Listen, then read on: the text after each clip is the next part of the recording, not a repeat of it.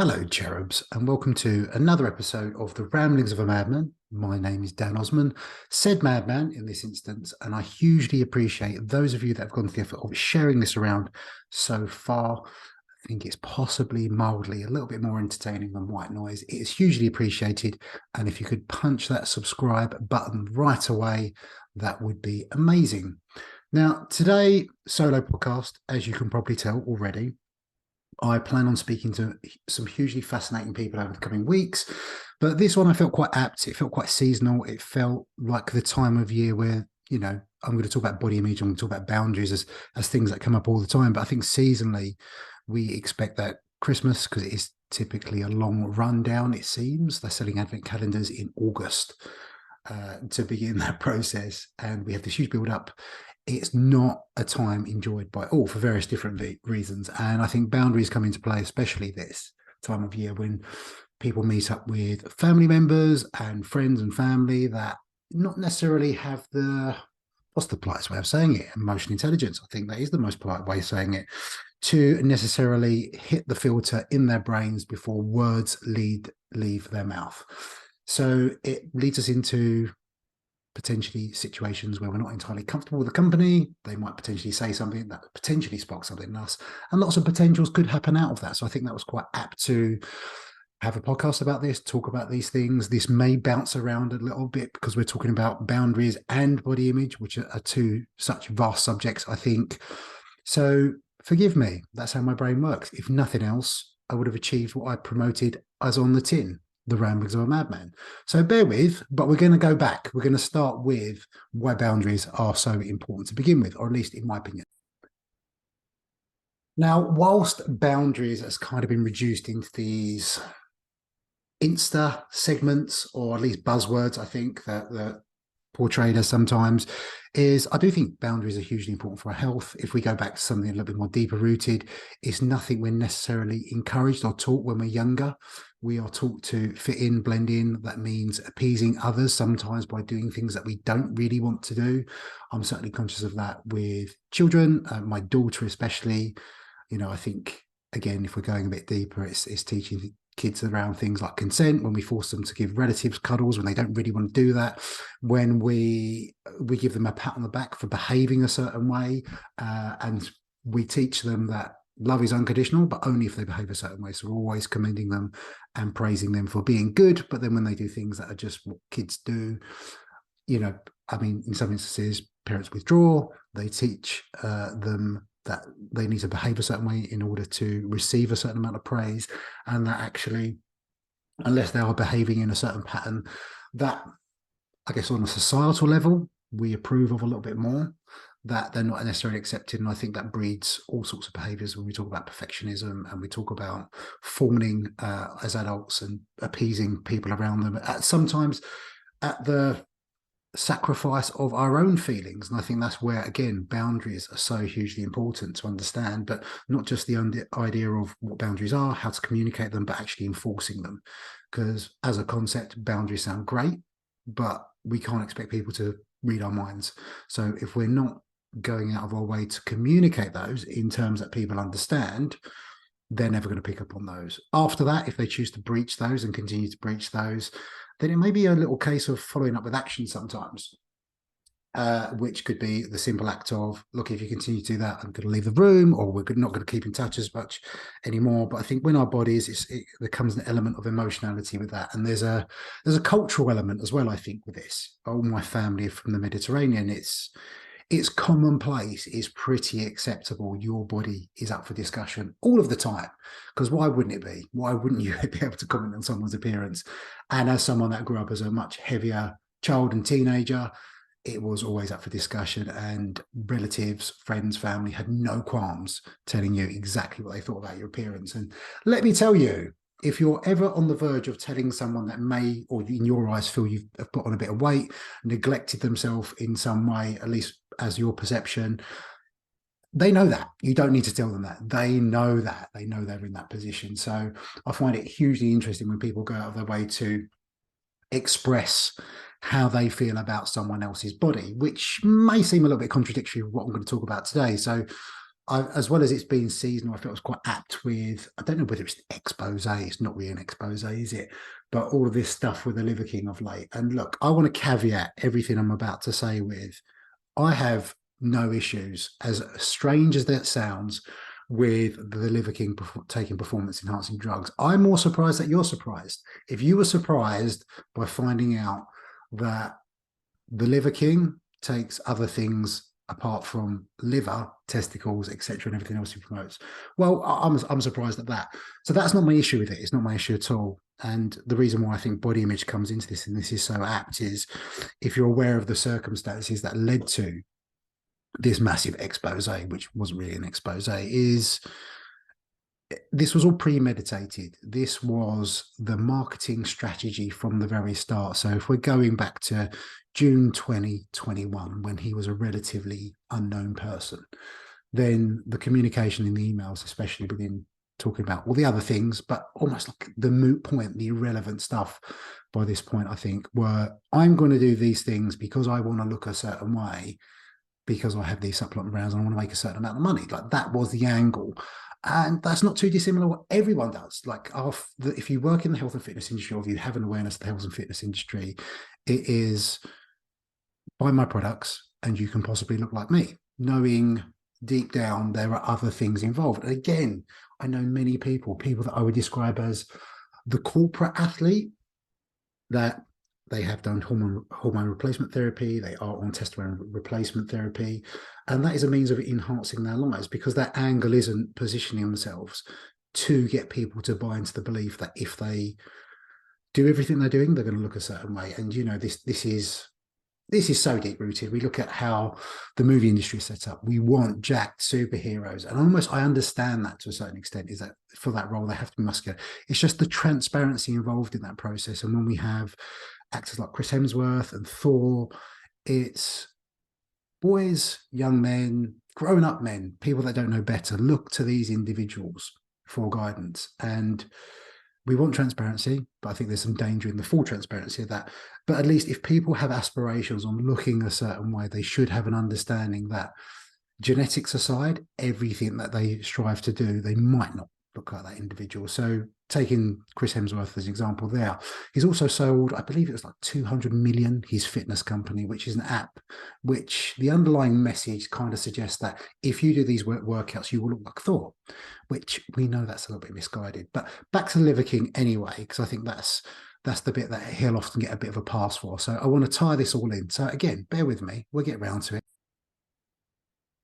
So the reason this feeds into body image especially, and why it's seasonal, and why we need to discuss about boundaries, is because negative body image, especially self-objectification, which is viewing yourself through the eyes of others. Because the interesting thing about body image is we always speak about from a body point of view, but it's your perception of your body largely through the eyes of others.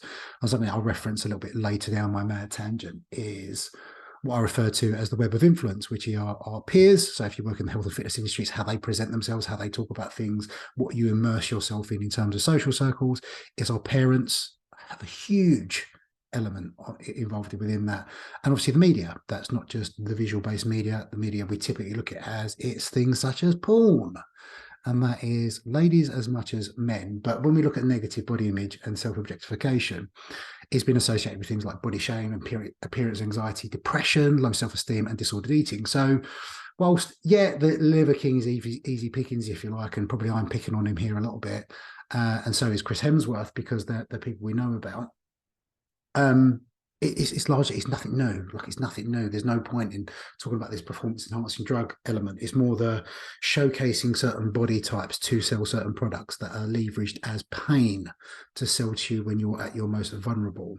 And I think that's just the bit that makes me hugely uncomfortable, and the fact that all this is all premeditated, and this is all, it's not misinformation. This is deliberately deceiving people, which is disinformation. It's the snake oil salesperson, is deliberately misleading people into believing that they can look a certain way by following exactly the same principles of that person. And I think when we look at, again, visual-based media, we look at Kardashian type things, this all feeds into our subconscious programming. So from when we're children, And back to the boundaries things, and not necessarily learning these things from our parents and being forced to give cuddles to strangers, and perhaps strangers pass and comment on our appearance, even to the point, aren't they beautiful? Like my daughter, obviously, I'm biased. I think she's beautiful, but I don't want her sole value on this planet to be based on how she looks.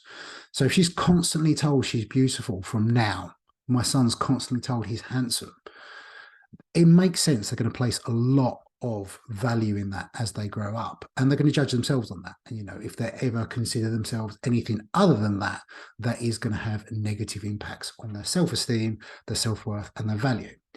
That worries me. That worries me a lot. But all that aside, let's get into actually what body image is. So you may be new to the concept of body image. You may consider just feeling a bit insecure about yourself sometimes, not feeling that comfortable going swimming. But we have a spectrum here. We have a pendulum swing. We have those of you that experience, and but most of us do, everyone does, not most of us, everyone has negative body image days where they don't feel their best, to those at what I would class the body dysmorphic end of the spectrum, where it's actually debilitating. It affects their intimacy with their partners, it affects them going out, it takes up their space in their mind all the time. It really preoccupies their headspace. So that's kind of where I want to go from. But firstly, let's get into exactly what body image is for those of you that may be new to this. So, look, another caveat to what I'm about to say, because I feel like in this day and age where everything is taken out of context, there is absolutely nothing wrong with having aesthetics goals. This isn't an attack on aesthetics goals. It's placing aesthetics as the sole value of someone, and how I've seen many times before people down this slippery slope where they can only see their value in the world based on that, and it becomes this self-imposed prison where they will be going through the festive period where they feel like they have to adhere to certain calorie counts. They will go through this festive season avoiding social occasions because they can't adhere to certain patterns of behavior they need to maintain a certain look, and they will look to people that aren't necessarily being entirely truthful, especially online. And back to the transparency thing, I think transparency is something we demand, but there are corners of the health and fitness industry that are being more transparent. I think there's some dangers in that. I see both sides of the coin a bit of an issue here, in that it's helpful to know that if someone has an incredible physique, they may or they may not have achieved that naturally. But also, do we need to be divulging dosages, compounds, all these other things that people are readily sharing now? Because again, no matter how much you caveat that with, and put a disclosure on that saying, if you take these things, you will not look like me. Taking these things are not helpful. They're not healthy. There will be some young impressionable person out there that will go ahead and give that a go anyway, regardless. I do think we do need to take some personal responsibilities for that. So transparency, but transparency up to a level. Perhaps you can share your thoughts with me on that. So there's nothing inherently wrong with that, I don't believe.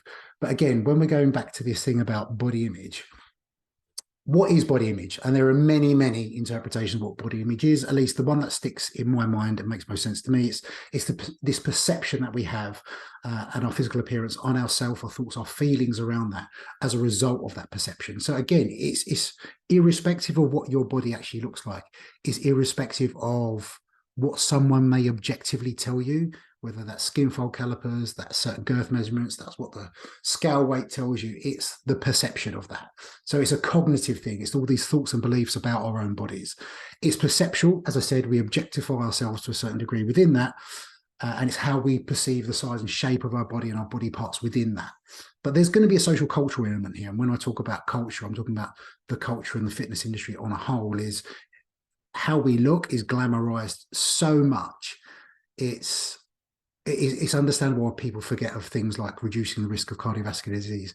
They forget about reducing the risk of type 2 diabetes. They forget about reducing the risk of osteoporosis, and all the other health benefits to just moving your body, regardless of whether you choose to lift weights doing that, you do Zumba, you go swimming, or anything else. It's also an affective thing. So it's feelings about our body. And that's the most important thing, is that's often the thing that can get in our way. Feelings especially, we know they're not facts, but though that has the capacity to totally ruin our day, which is why I'm recording this on a Sunday. People might jump on the scales on a Monday, and that might go up a couple of pounds. It may be they ate really late the night before. That consisted of loads of salt in there. That consisted of like loads of carbohydrates. All those things aside, there is no objectivity there. They are not rational when they're thinking, and because they are so emotionally invested in that number, that does have the capacity to ruin their days. And that leads on to the behavioral elements of that. So it's the actions that we perform when we find out these informations, or it may be that, again, when we talk about body image and enforcing boundaries, it's the comments that people might pass. Is you may be feeling particularly good about yourself on a certain day. Someone may something as flippant as, "Oh, you look like you filled out a little bit," or, "Oh, you look well." And it's our interpretation of that. So what's the impact on our behavior after that as well? So you'd be surprised to see and hear the great lengths people do to conceal parts of their bodies when they're feeling this way, why I think this is such an incredibly important discussion, but also an in-depth one. So we'll see how long this podcast goes on for today anyway. But as I said, it all feeds into what I've mentioned already, which is this web of influence, which is our peers, our parents, and the media. And parents have a huge influence in terms of how we form these thoughts, especially in our formative years, about ourselves and our outward appearance, our outer shell, and the impact it has on others. How we value things like physical activity as something outside of, you know, changing how you look or changing how you weigh? Are you exercising in front of your kids to encourage them to be fit and healthy because it's fun based, it's something that you enjoy doing? Or are they watching mum and dad weigh out every morsel of food and jump on the scales every morning, seeing how much that upsets them? Are they seeing mum and dad pinch and grope parts of their body and describing themselves in disgusting ways, like, "Oh, I feel fat today"? Like, that stuff burns a hole in our brains. And I can certainly think back to growing up and hearing certain things around me and that make an impression on me. And as someone in a much larger body as a teenager, even going to the lengths of trying to steal my mum's Slim Fast, which sounds crazy now, but and nothing certainly I blame my mum for. Is I think we're all victims of this diet culture mentality. But then when we're exposed to it so young, is it any wonder why we feel certain ways about ourselves and diets and how we should look about certain things? It's our peers around us in the fitness industry. Why I always feel like this is something I want to speak about, because I'm acutely aware, not from like a bragging position, that when I talk about body ideals, and certainly someone that's had lots of body composition goals in the past, is I am probably a little bit closer to what I reference in terms of body ideals and looking a certain way and fitting into certain boxes. Again, not as a brag, just as I feel like better position. So rather it come from a place as I've seen it positioned sometimes as almost bitterness. If you see someone who sits in the middle and they're talking about these things and they're not close to these body ideals, they might be in a much larger body. It's almost like because they are in that larger body, their opinion is totally discredited, because in air quotations, which you can't see because you're listening, that because they don't look a certain way and they've never been in shape, in air quotations, they shouldn't have an opinion on that. So as I have been, and again, not as a brag, but because I'm close to that body, I do feel it's important, or at least it's a place of responsibility to speak about these things. And I really wish men as well, men especially, should be talking about these things, because we say with men especially, there's this drive for muscularity. And I'm going to reference kind of women's and male body image slightly differently, but with men especially, it's this drive for muscularity and getting more muscular and getting more jacked. And every incarnation in any classical male archetype looks a certain way, leaner, fitter, stronger. Look at our superheroes, and that, someone that grew up reading superhero comics, that's something I aspire to be like. And I still have aspirations of looking a certain way, maybe just not to the extremes that I did. And of course, like within that, the media as well, what we're exposed to, and our superheroes, which now in the movies and what they've got the incredible ability to do with CGI wise. I don't know, and like it'd be an interesting talking point actually, because we look at superheroes gone by and we know on a physiological level, and what the evidence suggests is that the hormones associated with packing on loads of muscle and keeping relatively lean body composition massively declines the older we get. And when you look at people like The Rock or Hugh Jackman, who's picking up the Wolverine role, it'd be really interesting to see what Wolverine looks like in the next Deadpool, because years gone by, he has looked immense, but with carrying a certain amount of muscle, not only the lengths you have to get there, but just carrying more muscle from a longevity point of view, or more mass on a frame, comes with health implications, internal organs, risk as well. just in terms of neuromuscular function, cognitive function, all these other things, carrying lots of mass on an aging frame is not longevity. It's the counter to that. And I'd be interested to find out actually some of the evolutionary reasons why we tend to get, apart from our natural decline in movement and protein intake, why we get smaller as we get older. Anyway, that's a side tangent. Many tangents.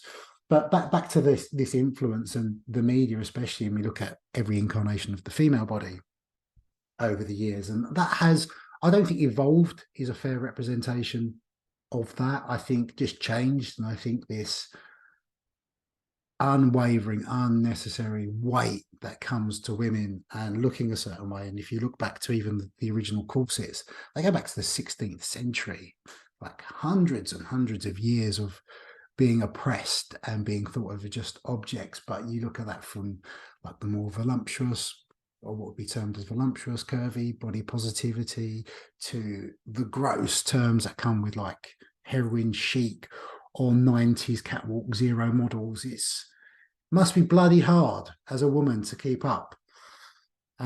So you've, like, women, it goes without saying, have certainly been subjected to a lot more than men, but men are getting their dose of it now, definitely. And an interesting question, I think, when it comes to women as well, is that typically and historically, and this is just, again, based on what's been quite commonplace, certainly not my opinion. So putting this in context, this is just a historical look on it, is that for women, their worth and value has been reduced to like fertility, their appearance, and their use as sex objects. As gross as that sounds, and I don't agree with that at all, that is essentially what it's been reduced to. So when we talk about self-objectification and how bodies are presented in the fitness industry, is how do women not take part in their own oppression and their objectification of themselves, and be confident in themselves and their bodies when the world tells them their bodies are the only thing that makes them valuable in the world? And that scares me, as a dad to a little girl, that terrifies me. And I think that's a fine line. And I wonder, when we present ourselves, not women, men as well, with certain messages on social media especially, and our bodies presented a certain way, are we just reducing the message and the important, valuable stuff that we have to share to just be about our bodies? And again, just a real concern of mine. So look, not going to get the world's smallest violin out here, but men are subjected to loads and loads of pressure when it comes to their bodies as well. So equally, I don't know, as long for, definitely not, but it's almost like to combat the objectification of women now, not only have men started to objectify themselves, and we see how they present themselves online. I've been to a lot of gyms over the years, and I very rarely see people train with their tops off, until apparently it comes to Instagram. They're all training with their kit off. So they objectify themselves as well. So that's almost to combat the objectification of women, we just objectify men, which doesn't actually address the problem that is objectification and reducing to people as objects anyway. Men, typically boys, are brought up thinking about body functionality, what their bodies are capable of, how strong they are. You look at superheroes again, women, objects. But tables are turning, equal amount of pressure there. And again, that's not like a whataboutism, that's not getting out the world's violin. I just think that's just what we are as a society all subjected to. And I wonder, as a health professional, how much I've contributed to that. And I do often think about it. And as aware as I am, as that was the best that I was doing at that time, is with the knowledge I have now, I'm very cautious with the message that I put out there. I do feel a weight of responsibility. And I do also feel frustration, this need for justice almost, when people don't want to address these things. Like, they don't want to address the problematic aspects of just being about body all the time. And why our first comment on, when we, again, this thing about boundaries, when we interact with people, especially people that we haven't seen in a long time, the first thing we do literally is just comment on appearance. Is like a pass. It's just we give it a pass on a societal level. It's just become so normalized, so ingrained in our vocabulary. It is just, you look great, or whatever that may be, even as a positive note. And don't get me wrong, I certainly think like it's a context specific thing. This we wait for cues from the other person. So if you've got someone that's on a health kick and they're really going on about how great they feel about themselves, how much weight they've lost, or how different they are, they used to be, they're changing identity, then I think we should hype them up. We should, but we have to wait for permission from them almost and go on them. But if we haven't seen someone for a long time, they've lost a drastic amount of weight, our knee-jerk reaction shouldn't be to commend them on their weight loss. They might be ill, they might be going through a bout of severe stress. There's so many other things that could be going on that aren't positive for that person, yet we commend them on their appearance all the time. And well, with men in reference here, we look at every incarnation, and the Vitruvian Man, like Leonardo DiCaprio's original Vitruvian Man, which is almost like the torso with 8 limbs if you've never seen it, and like Michelangelo's David, jacked, stacked, every incarnation of any superhero. We look at all of that, and it's just, yeah, it's just a constant pressure. And again, something I always considered whether I contribute to on some level. And we look at the sources of ridicule. We look at the guys in the movies that never get the girl or guy, that the ones that are always the source of shame or the funny person. It's the fat guy, not that's necessarily a phrase that I'm that comfortable with, because fat jokes don't fly with me as someone that was formerly fat. And still goes through bouts of thinking of themselves in that way, because unfortunately, I don't think that stuff goes away forever. That is just the way it is, and it'd be interesting to see if that changes over time.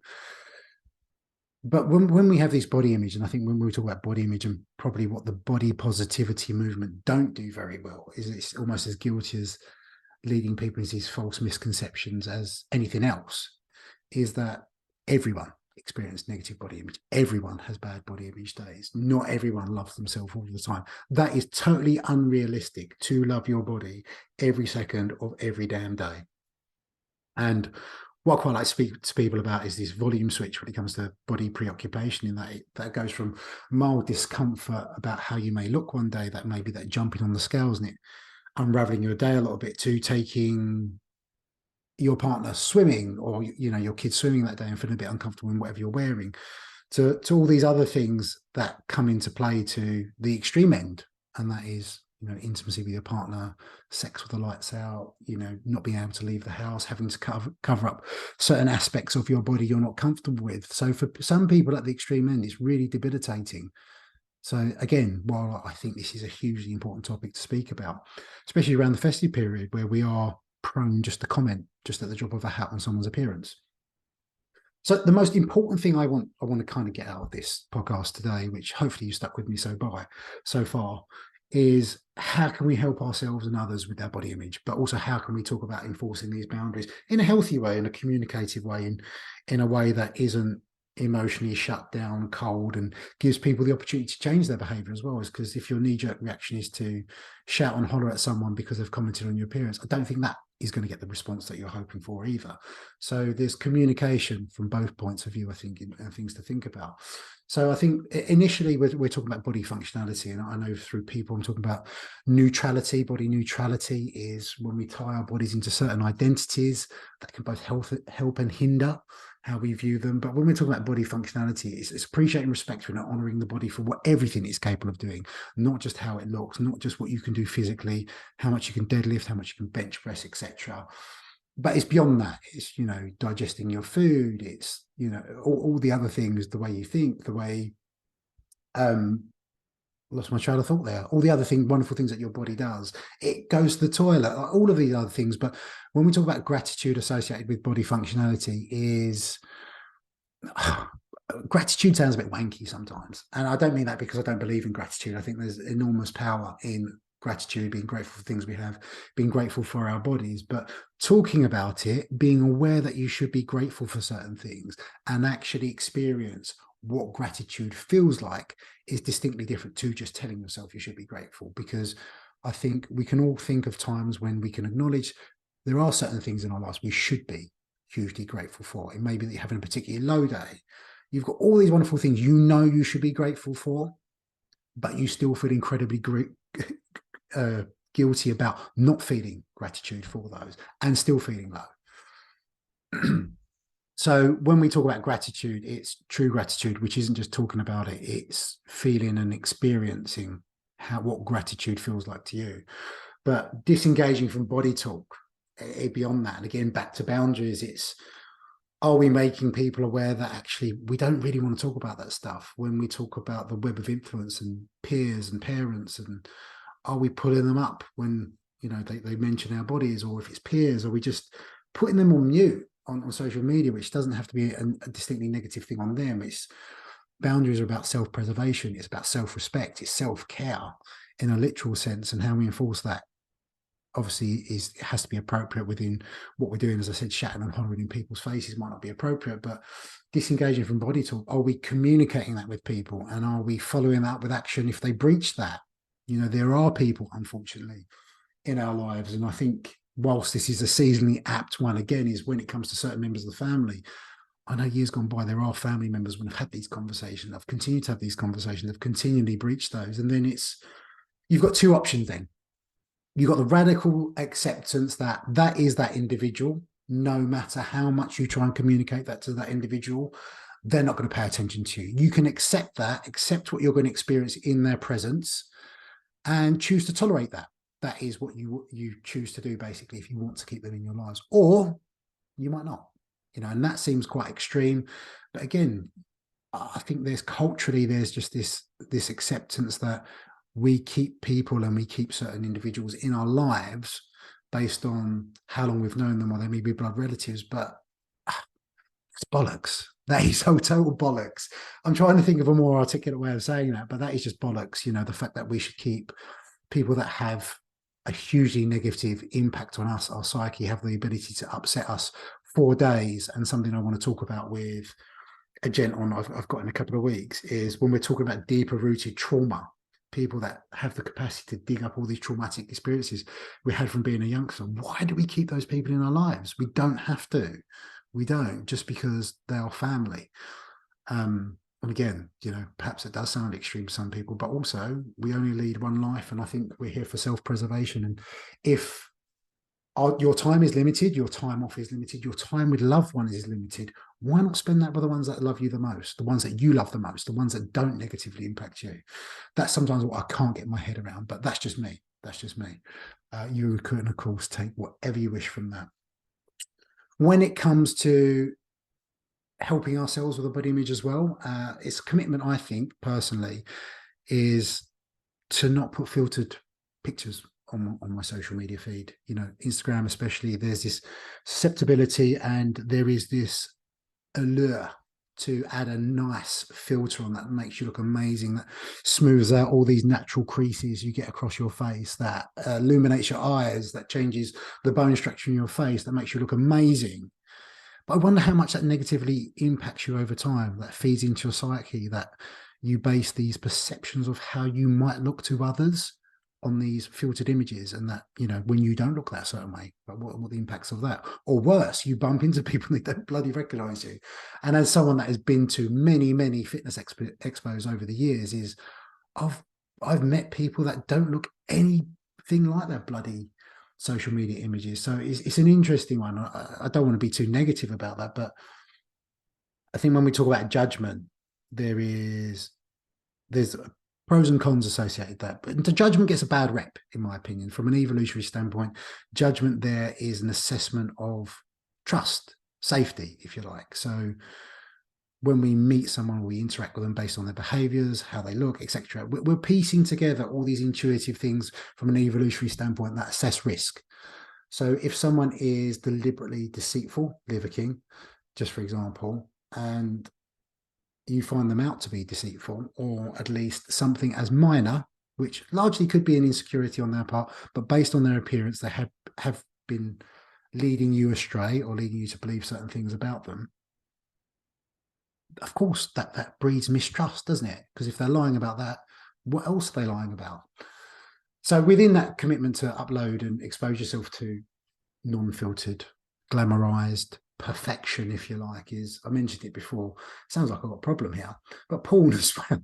And I don't think that's distinctly men, but, you know, porn, and actually when I've done some research for Body Image Talks in the past, is what porn stars do and can get done, from guys and their penises, women and their vaginas, vaginoplasties, something I'd never heard about until a couple of months ago, is if you're exposed to that from a young age, And with the access to the social media, the internet, etc., now, the likelihood is that, as gross as it sounds, is children will be exposed to that much longer. Is that they're going to have a skewed perception of what is normal, because no one is doing Google searches of what does a normal penis look like? What does a normal vagina look like? They're likely going to stumble across what's the best genetically.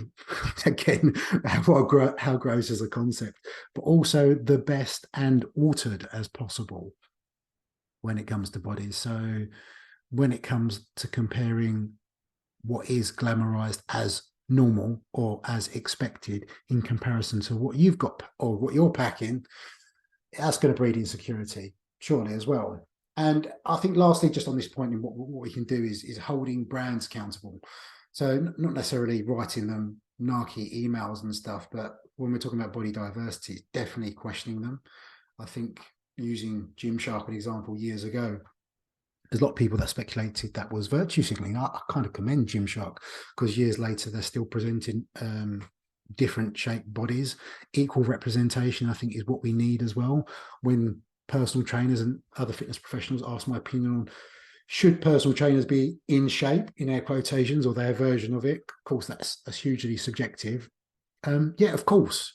If you want representation and you want people to warm to the idea of engaging in physical activity, there has to be representation all round, whether that's from the colour of their skin to the shape of their body. And I think holding brands accountable to that is something that's quite important. So at least asking those questions, or those people in positions of power. I'm not Insta famous. I don't have that kind of reach, but I do think when we look to certain influencers with millions or thousands or whatever it may be, followers, that these are the things they should be talking about. These are the things they should be questioning. And if as a consumer, you don't see representation in those brands, is perhaps you stop buying those brands. Shit, that simple, really. Nothing beyond that. You know, again, back to the web of influence, is how we talk about our bodies and other people's bodies, not only to ourselves, because we're all subject to that inner shitty committee, that internal monologue that tortures us. I call mine the Tories. There are many of them, but how we talk about our bodies in front of other people, and how we use certain words as descriptors. And again, the web of influence and parents. And as a parent, are you talking about other people's bodies? Are you referring to them in certain ways, calling them by names? Is appearance something you focus on in front of your kids, because they are like sponges? They pick up on absolutely everything. So yeah, so again, just reducing it not to just being about the body. Are we looking at purpose outside of just what we look like? What we've got the physical capability of, and not just from a body functionality point of view and lifting and everything else. It's our body's ability to digest. Like, there's a huge amount of pressure on women to snap back after pregnancy, or whatever they want to call it, and a huge amount of applause, if you like, and the public commending them on getting their figure back so quickly, and almost totally disregarding the fact that whoever it may be, celebrity or any woman, has just grown a human. Growing a human's a big bloody deal, and I don't think enough women, only women, only women get respect for that. Is that, again, reducing them to objects and commending them on snapping back in a certain time frame and everything else that goes with it. Never mind that individual may have grown that human over 9 months, but also if they've chosen to breastfeed that child as well, they continue to bloody grow them. So there's the possibility that 9 months prior to, they've grown that human. And then if a child has been solely breastfed, another 9 months afterwards, that's 18 months of growing a human all on your own. That's pretty fucking impressive. Yet what we do is we applaud them and we commend them on snapping back and looking a certain way, which is just a shit on a societal level. I think my language is getting worse too. Anyway, but I think when we talk about these things, and especially when we talk about pregnancy, children, etc., there, I think it's like paying people compliments on things outside of how they look, their character, certain personality traits. Are they kind? Are they considerate? Do they try their best? You're a wonderful friend. You're a wonderful parent. All these other things that are hugely important on a societal level that actually contribute value to society, not just appearance. That to me is hugely important. And like this, for me, when I talk about these things, it isn't to shit on anyone else's approaches. These are just my thoughts and feelings, hence the name of the Ramblings of a Madman podcast. It's going to do exactly what it says on the tin all the time. So when I talk about these concepts and enforcing boundaries, I do think they're especially important this time of year, especially when we're considering social situations, interacting with people that spark certain emotions in us, positive, negative, other. It's very difficult, and it's an uncomfortable conversation to bring up these things.